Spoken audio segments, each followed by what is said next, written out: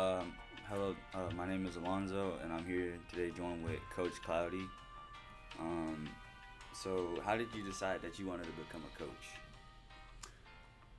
Well, my I had two great coaches whenever I played basketball in college, and the impact that they had on my life, and you know, showing me how to continue to become a man and instilling values that my parents had showed me at a young age on a daily basis. Showed me the impact that I could have on other people's lives. Yeah. So coming up back then, I see like you becoming a coach is more or less your role, trying to become a role model for other students coming up today, Yeah, because times have changed and more and more people are losing their morale.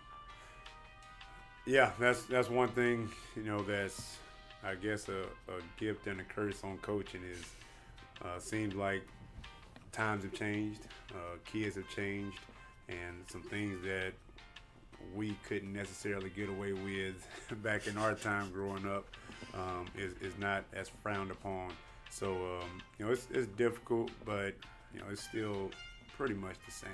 You hold people accountable. You try to teach respect and integrity and building the whole person. And for the most part, our kids do a great job of that. Well, seeing as today, you know, and back then, I'm pretty sure you grew up in a hard time, considering you're an African American male, so you're a minority. What advice do you have for minorities today? Because it seems like segregation is becoming stronger and stronger every year, almost the way it used to be. Make no excuses. I mean, don't give yourself a reason to have an excuse. Don't give yourself a reason to fail. And what I always tried to do growing up, being a minority, was embrace the I'm different role, um, and not let it be a negative thing, turn it into something positive. And so, my number one thing is make no excuses, be unapologetic about who you are. Face that, look at yourself in the mirror, and show people. Even though I am a minority, even though I am a young black man, I can still make something out of my life. Yeah, it seems like having that attitude, you've impacted a lot of the players because a lot of them have a lot more self confidence than when they first got here, that I've noticed.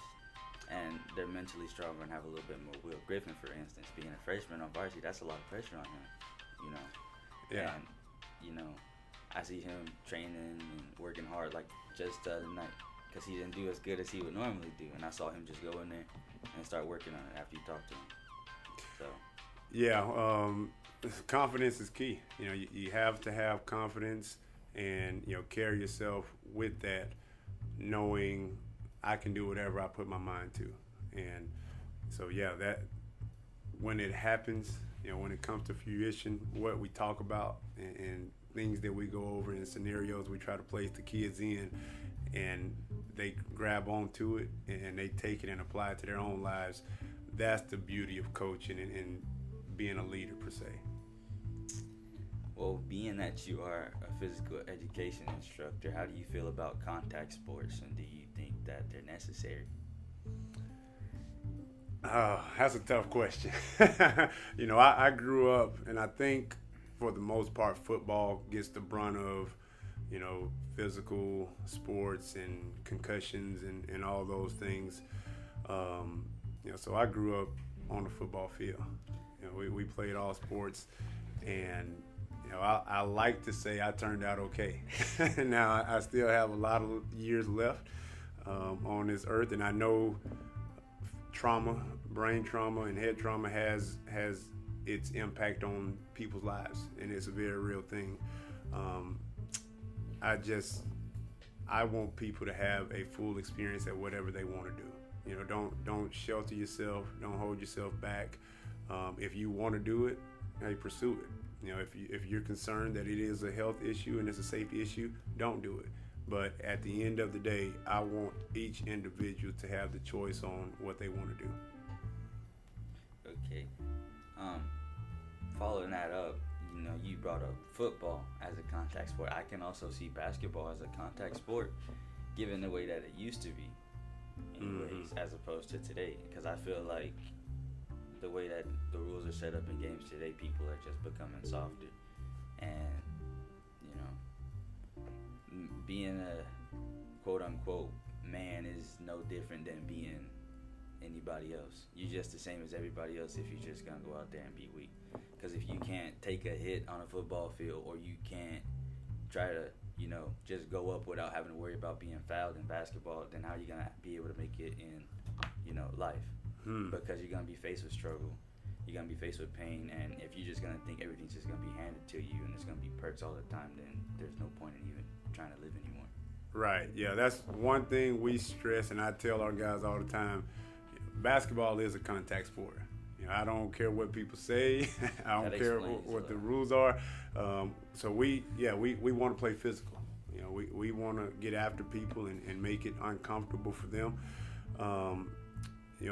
But at the same time, that competition level and that aggressiveness, can you harness it? Can you control it and turn that into, like you said, something that makes you a better person and a better man, and who can go through some obstacles and trying times in life and still come out on top, because you are mentally tougher, because that tough game we had, or that tough opponent we had, or that tough workout we had a couple of weeks ago, getting through it, now this is nothing. So that's a very important aspect of sports that I love, and we try to teach and instruct and drill through to make us better people. More or less just power through the pain, pretty much. That's it. That's all you can really do. Yes, sir.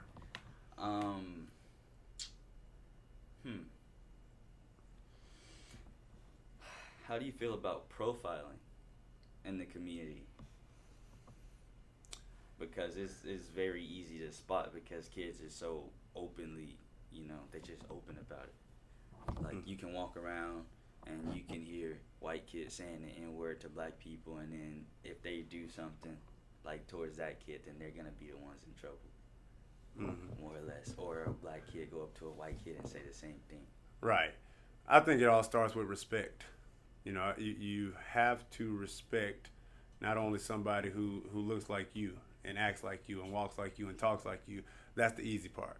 But, can you respect somebody from a different background, from a different home life, from a different economical level than you were raised on? And it's tough, being a black male in the time that we're in right now, to see the things that are going on.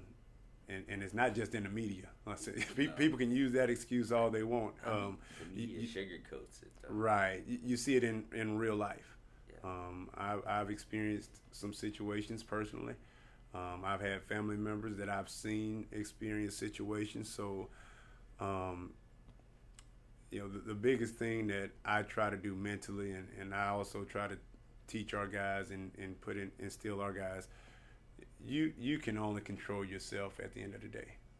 You can't make somebody treat you a certain way. You can help influence it by how you are approachable and how you respect people and how you treat people. But at the end of it all, they're going to have their opinion and their ways. But you have to be mentally tough enough to, not ignore it, but push through it and let them know, you won't make my story for me. Do you think that, would you say that it's the child's fault? Because I don't see that the child's at fault for the way that they are. Because if you think about it, coming up as a little kid, you don't know anything about that. About slavery or racial issues. You just see everybody as a person, as your friend. So right. Everybody's got potential to be just as good as you want yourself to be. It's learning. It's environment. I truly believe by the time a kid is, in the 5th grade, 6th grade, intermediate to, their adult life, they've learned their behaviors, how they treat people, or, how they talk to people, what they want out of life. That's learned, and it starts at home. We do a lot at school, and we try to teach what we can and show what we can, but a lot of behaviors and it's sad to say that's going on to this day, that we're experiencing, starts at home. And sometimes the rare kid can break away from that, but for the most part, it's a continuous vicious cycle. I mean, me personally, I can't say that I'm the most perfect person in that situation, because at times there's some people who just deserve to be treated like that because they try to treat you the same way. Considering that there's a lot of rednecks here, Mm. and they support the whole Klan movement, knowing that that's not gonna happen again. I mean, it's still around. There's still active, organizations or whatever, but Very much. there's some people out there who just deserve to be treated, quote unquote, unfairly Mm. because they see everybody else as a lesser person. Hmm. And we're different in that sense, and this is what I tell people: you've got a right to think and act and believe what you want, but I want that same right. But I know not everybody agrees with my opinions, because I'm a very opinionated person as well, Hmm. and I don't really have much of a choice but to respect someone else's, because I wouldn't want somebody to force me to be something that I'm not. Right, and it is a demographic in this area. I think it's a demographic in the state of Texas. You go to a lot of cities and towns in this state, and it's no secret that they're all, for the most part, majority white. So that's something, as a, once again, young black male, you kind of have to get over that. Okay, I'm different than everybody. I'm in the minority. People don't have my same views, but that's not going to stop me. And they may do some things ill will toward me, or my family, or my friend. But once again, I'm going to show them that I can still make it. Do you ever think that it's funny when a white person comes up to you and says, "Go back to your country"? Do you ever think that's funny, knowing that they're not from here? I've never experienced it personally. Just how ignorant that they are. That should be funny enough, in my opinion. I haven't experienced it personally, but that shows, if someone says that or uses that example, a lack of empathy and caring for people to say something like that, and then a lack of education. So would it bother me? Probably so. But when I think about it, I'm like, you're not very bright to be saying that. So I almost feel sorry for him. Last question that I got, it just concerns all of humanity. How do you feel that, like, people in general have affected the world? Like, do you think we've bettered the planet, or we've done worse to it than we should have? That's a great question, and I'm gonna take my 5 seconds to kind of pause and think about it. We've come a long way as a species, I believe, as a human race. The advances we've made in science, the advances we've made in technology, I think the proof is in the pudding. Like, we've really done a lot of great things for ourselves as a people.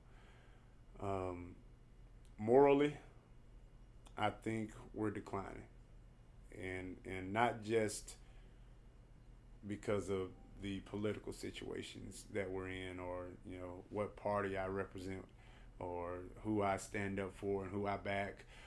More of just right and wrong. I think we're failing because I think we become more selfish as a species and as a human body. Everybody's out for themselves, and keeping their things over in the corner instead of sharing, instead of communicating, instead of being community based like our species was brought up. We were raised to be for each other and to have relationships and to prosper that way. But now we're being more selfish, and that's impacting a lot of different parts of our lives. And they see that being self-reliant is the only way to show, some type of dominance. Mm-hmm. When if you don't work together, that you can't really do much. because the only way that we even got our freedom was working together with people. Right. You know, whether you like them or not, you don't really have much of a choice. Exactly. And you know, there's a certain level of, you know, self-resiliency, you know, self-interest, self-development that we got to have. You know, you have to look out for yourself. But like you say, along the way, we got to where we at this point because of working together. I think we tend to see being independent as the end all to be all. You know, I don't need you. I can do this on my own. So we've started working less with each other, and I think really hurting ourselves as a people. Yeah, but if you think about it, that's what you know, white people want. They want minorities to turn on each other. Because if we were to join together, then we could easily take them down. But if we're taking each other down from the inside out, they don't really have to do much except do what they're doing, which is just oppression, and that's it. Think about the Golden State Warriors, and you know they have a super team, but you know the last few years they've been brought together by the mantra strength in numbers. You know, it's And Trader King. always strength, and having the second best player in the NBA join your team don't hurt. But you know, it's strength in coming together. You know, you think about a cord or a rope. You know, just a strand by itself is not very strong. But if you wrap 4 or 5 strands together and you tie them together and you unify them, now you can't break it as easily. So we have to come together and you know, figure this thing out. Oh, I have one thing that I am confused on. It comes down to there's 2 things, but they tie into each other. Okay. Kinda. One is, I mean, I feel we're better as people in one way, and only way that is, or 2 ways. 1, we're smarter, and 2, there's more protection against children. You know, because back then it was different, where you could marry a freaking 12-year-old, and that was nasty, or you could marry your cousin and stuff like that. But what I don't understand is how incest is frowned upon, but pure breeding animals is not. Because there's a chance that you might breed 2 animals of the same family, and then the disease is just going to further develop if one of them have it. Mm-hmm. And it's just going to ruin the whole genes. Money. That's what I think it comes down to. Yeah, that sounds about right. That's what I think also has corrupted the human species. It's money. You know, is money and the pursuit of it. And you know, most people nowadays they try to get it by any means necessary. And that's, you know, legally doesn't mean it's morally right. You know, just because I'm within the confines of the law doesn't mean that I'm doing things the right way and earning my money. And then also, of course, illegally getting money. Both of those things have really set us back as a human race and species. Well, thank you for your time, Coach. All right, no problem.